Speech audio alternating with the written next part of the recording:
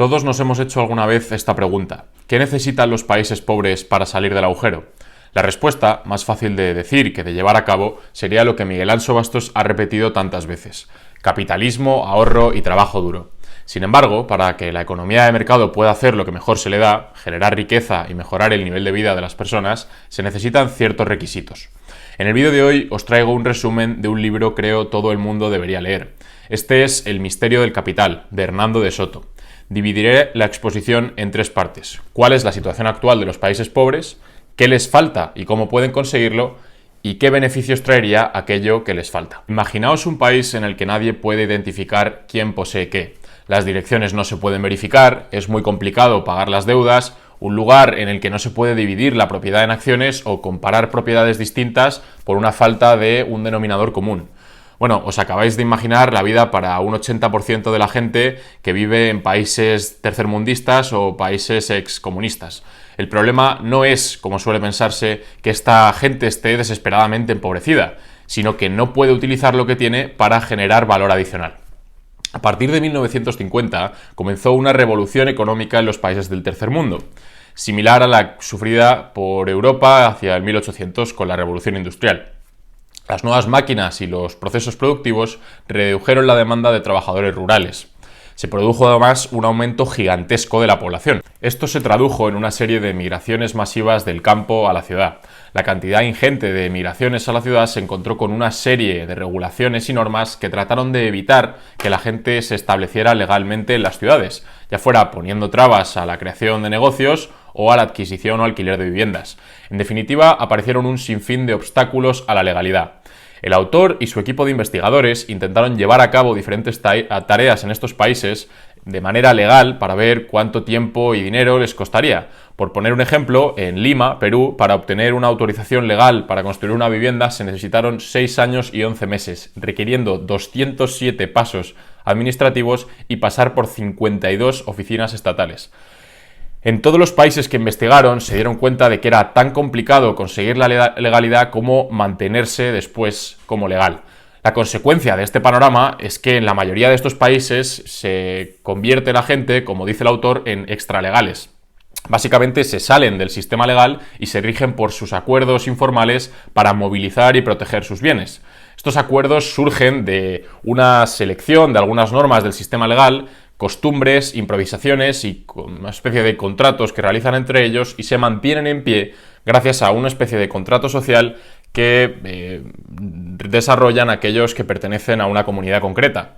Estas prácticas han creado un sector informal con mucha actividad, pero descapitalizado. En estos lugares lo que se ha convertido en marginal no es el sector informal, sino al contrario, lo raro es la legalidad. La decisión que deben tomar los gobiernos de estos países es si van a procurar integrar todos estos bienes y recursos dentro de un orden coherente, unificado, o van a permitir que sigan en anarquía.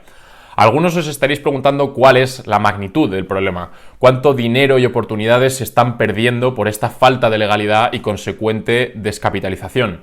Durante una década, los investigadores que han colaborado en la creación de este libro realizaron encuestas para averiguar cuánto capital inmovilizado existía.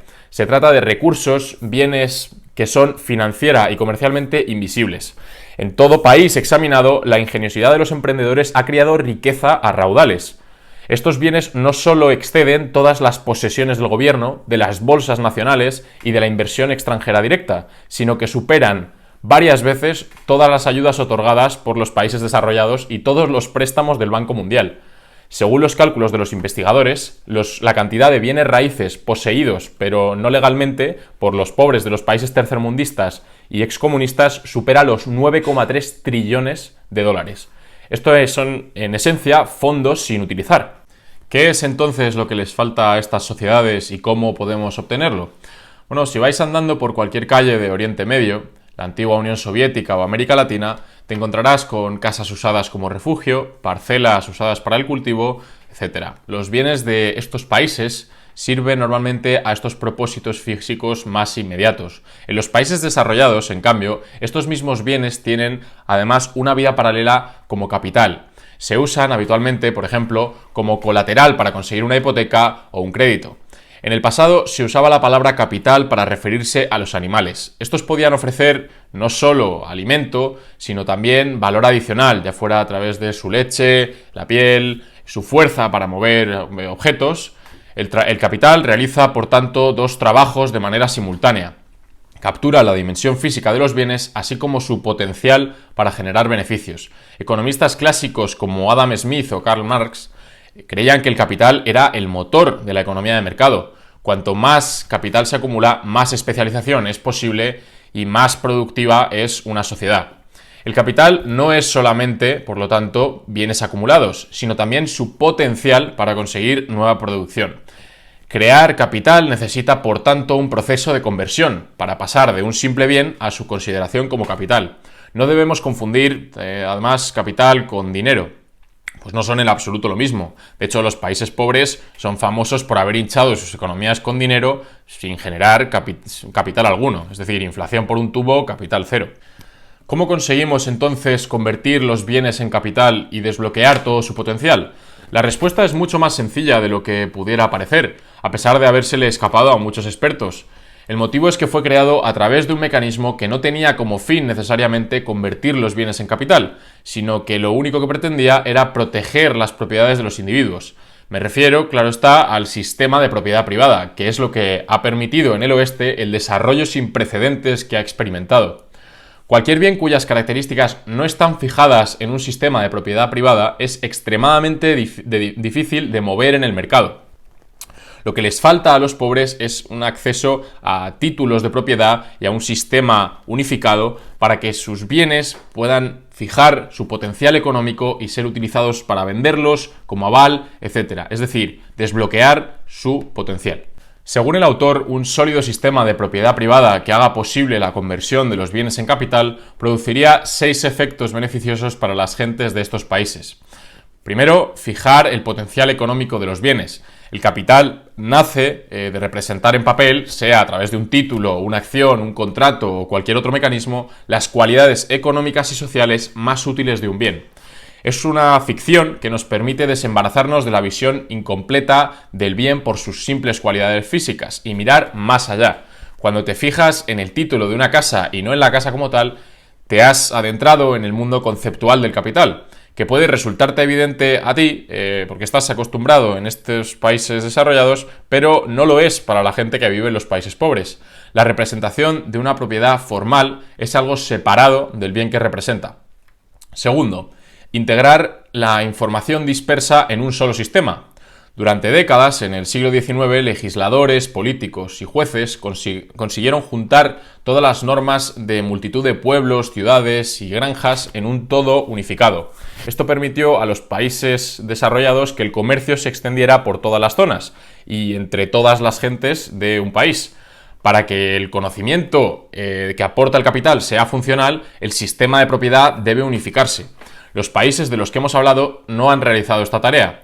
Toda su legislación está fragmentada y cambia de un lugar a otro. Como tercer beneficio tenemos la responsabilidad personal. Cuando conseguimos un sistema de propiedad unificado y unos títulos que están bien definidos y que corresponden a ciertas personas o grupos, se pierde el anonimato y se debe responder por las obligaciones de uno.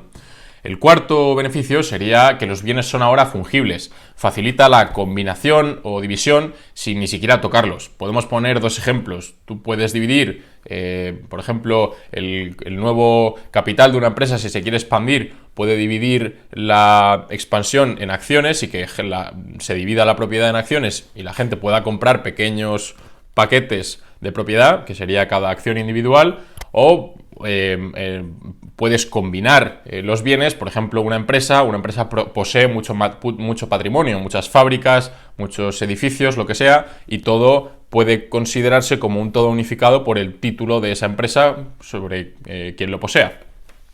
Como quinto requisito, genera redes en las que todo el mundo puede obtener información de manera rápida y accesible. Se facilita, ya lo hemos comentado antes brevemente, el comercio entre todas las personas a través de este sistema de propiedad unificado.